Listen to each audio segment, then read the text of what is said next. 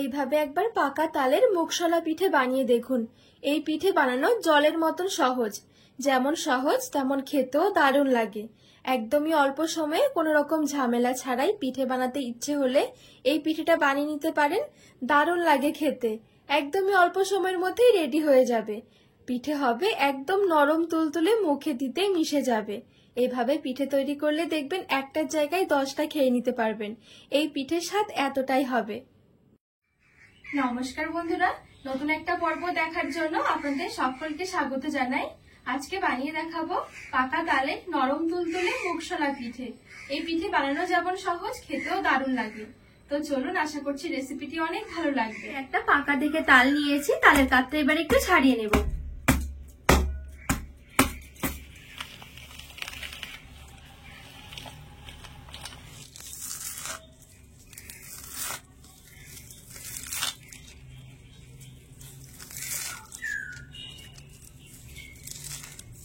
খোসাগুলো ছাড়ানো হয়ে গেলে অল্প একটু জলের ছিটকে দিয়ে দিচ্ছি। একটু কচলে কচলে মেখে নেব।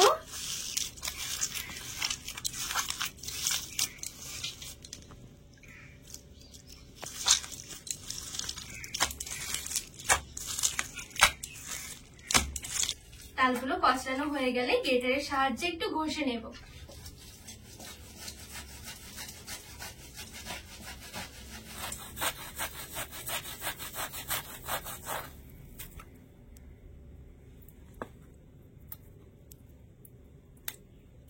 তো দেখুন, এখানে খুব সুন্দরভাবে তালের কাতটা বের করে নিয়েছি। এভাবে গ্রেটার দিয়ে ঘষে নেবেন, দেখবেন তালের কাতটা অনেক সুন্দর বের হবে, অনেক সুন্দর ঘনও হবে। তালের কাতটা এবার একটু ছেঁকে নেব।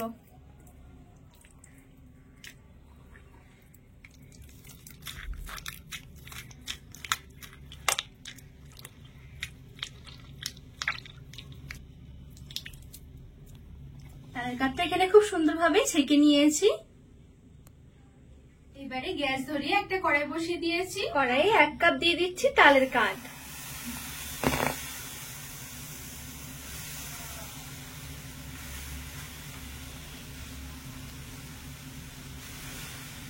এক টেবিল চামচ দিয়ে দিচ্ছি চিনি। লবণ দিয়ে দিচ্ছি সামান্য। লবণ আর চিনিটা ভালো করে মিশিয়ে তালের কাঠটা একটু পাক দিয়ে নিতে হবে। এতে করে তালের যদি কোনো রকম তিতো ভাব থাকে, তিতো ভাবটা একদম কেটে যাবে। এখানে 1 থেকে 2 মিনিটের জন্য তালের কাঠটা একটু পাক দিয়ে নেব। এর বেশিক্ষণ পাক দিতে হবে না। তো তালের কাঠটা দেখুন খুব সুন্দরভাবে পাক দিয়ে নিয়েছি, আর একটা কিন্তু শুকিয়েও এসেছে। এবারে দিয়ে দিচ্ছি 1.5 কাপ মতন জল।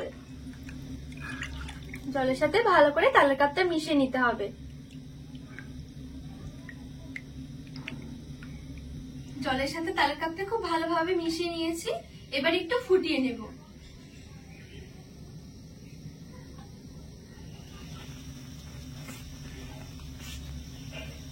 তো এখানে দেখুন খুব সুন্দরভাবে ফুটে উঠেছে। এবারে দেখুন 1 কাপ নিয়েছি সুজি। সুজিটাকে অল্প অল্প করে দিয়ে এভাবে করে মিশিয়ে নেব। গ্যাসের আঁচটা এই পর্যায়ে একদমই হালকা রেখে দিতে হবে, না হলে খুব তাড়াতাড়ি করে কিন্তু টেনে নেবে।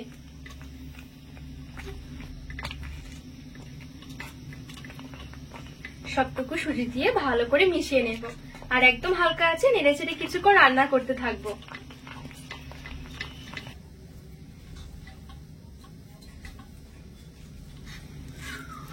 আর নাড়াচাড়া করতে করতে একটা পর্যায়ে দেখবেন খুব সুন্দর একটা ডো হয়ে যাবে। এই দেখুন,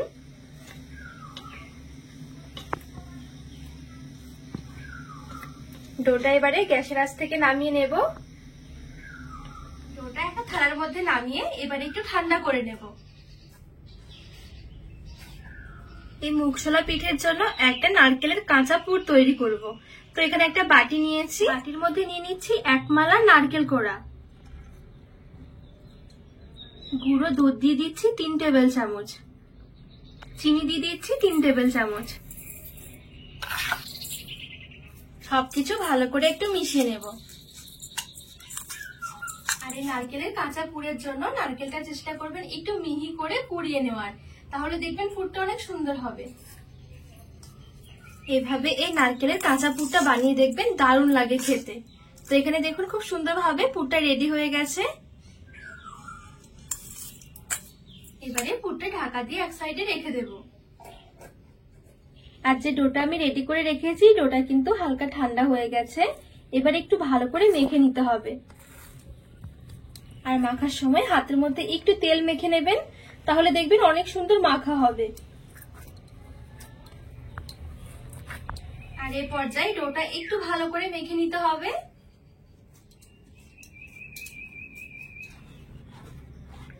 আর এখানে দেখবেন যত সুন্দর করে মাখানো হবে ডোটা একদম মসৃণ হয়ে যাবে। আর যে ডোটা আমি সুজি দিয়ে তৈরি করেছি, সুজির দেখবেন কোনো রকম দানা দানা ভাব থাকবেই না। সেই জন্য একটু ভালো করে মেখে নিতে হবে ডোটা। এবারে এখান থেকে আমি ছোট ছোট করে একটু লেচি বের করে নিচ্ছি।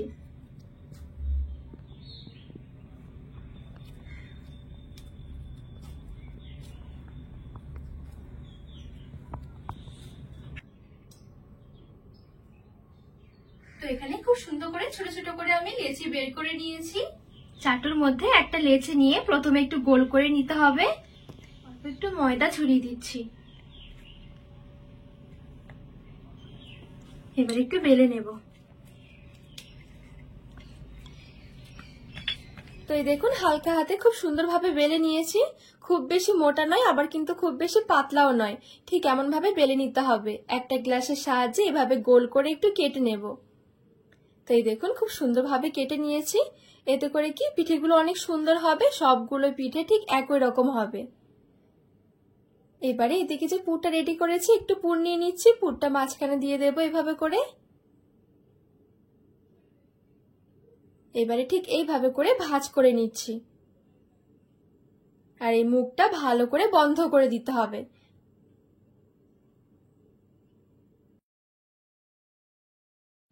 তো খুব সুন্দরভাবে দেখুন চেপে চেপে লাগিয়ে নিয়েছি। আর এখানে চাইলে কিন্তু এভাবে পিঠেটা রেখে দিতে পারেন। আর মুগশলা পিঠের একটু ডিজাইন করে দিচ্ছি।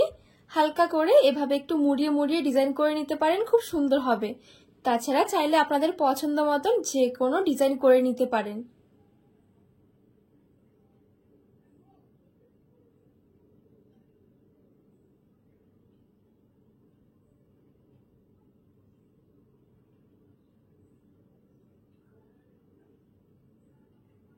তো দেখুন এভাবে করে মুড়িয়ে মুড়িয়ে খুব সুন্দরভাবে একটা ডিজাইন করে নিয়েছি। আর এই দেখুন পিঠেটা দেখতে কতটা সুন্দর লাগছে। আর কত সহজে দেখুন একটা পিঠে তৈরিও হয়ে গেছে। তো ঠিক পিঠেগুলো একইভাবে আমি সবগুলো তৈরি করে নেব।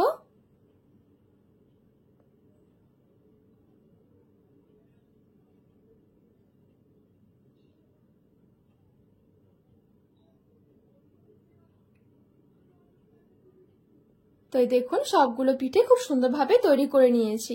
একদমই সহজ, দেখবেন কোনো রকম ঝামেলা মনেই হবে না। এবারে ডেকচির মধ্যে কিছুটা জল নিয়ে গ্যাস ধরিয়ে বসিয়ে দিয়েছি। এবারে এরকম একটা ছিদ্রযুক্ত থালা নিয়েছি। একটু তেল দিয়ে দিচ্ছি। তেলটা চারিদিকে ভালো করে ব্রাশের সাহায্যে একটু ব্রাশ করে নেব। এতে করে পিঠেগুলো রান্না করার সময় থালার মধ্যে লেগে যাবে না, খুব সহজে উঠে আসবে। তেলটা ব্রাশ হয়ে গেলে একটা একটা করে পিঠে দিয়ে দিচ্ছি। আজকের পিঠেগুলো ভাপেই তৈরি করব।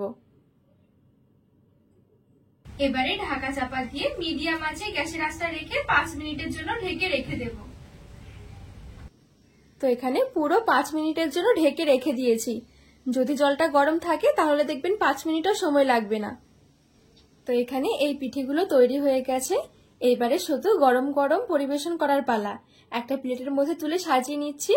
আর এই পিঠেগুলো গরম গরম খেতে দারুণ লাগে। তাছাড়া ঠান্ডা হয়ে গেলেও কিন্তু কোনোভাবেই পিঠেগুলো শক্ত হবে না, একদম নরম তুলতুলে থাকবে। একবার শুধু বানিয়ে দেখুন, মুখে লেগে থাকবে। একদমই সহজ একটা পিঠের রেসিপি। তালের সিজনে একবার হলো তাল দিয়ে এই পিঠেটা বানিয়ে দেখুন, অনেক সহজ মনে হবে আর খেতেও দারুণ লাগবে। এই দেখুন কতটা সুন্দর হয়েছে পিঠেগুলো। আর এইভাবে পিঠে তৈরি করলে দেখবেন একাই অনেকগুলো খেয়ে নিতে পারবেন। তো বন্ধুরা, আজকে এই মুগশলা পিঠের রেসিপি আপনাদের কেমন লেগেছে অবশ্যই কিন্তু কমেন্ট করে জানাবেন। আর রেসিপি ভালো লাগলে চ্যানেলটিকে সাবস্ক্রাইব করে পাশে থাকার অনুরোধ রইল।